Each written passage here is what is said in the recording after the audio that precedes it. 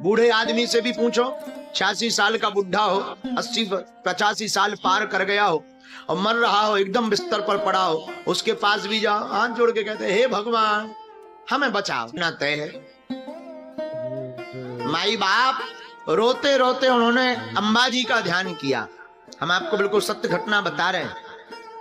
एक पुस्तक है गीता प्रेस की शक्ति अंक, उसके 697 नंबर पेज पर इस कथा का वर्णन किया है। सेठ अखेराम जी ने प्रार्थना की, हे दाता क्षेत्र की अंबाजी, हमारी जितनी संपत्ति कृपा करके हमारे प्राण बचा लो।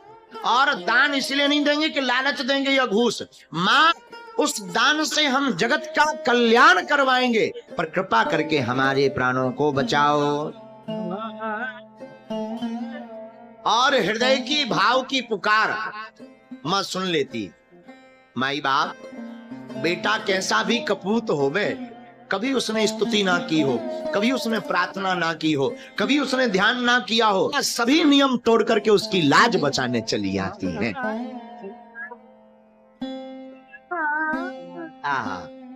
और उन्होंने सच्चे हृदय से कहा, मां हमारे प्राण बचाओ।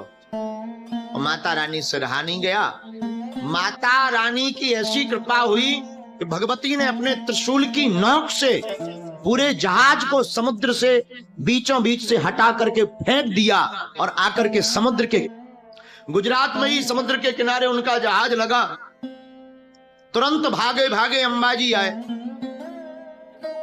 जगदम्बा के दरबार में आकर के अपने संकल्प को पुजारी जी को बतलाया, महाराज हमने ऐसा ऐसा संकल्प लिया था। और पुजारी जी को पूरा वृतांत बतलाया। तो पुजारी जी बोले, हो सकता है भगवती की कृपा है। लेकिन जैसे ही पुजारी जी ने माता रानी का पट खोला, और इतना ही नहीं, केवल पोशाक गीली नहीं, जब उस पोशाक को लेकर के निचोड़ा गया और उस जल को जब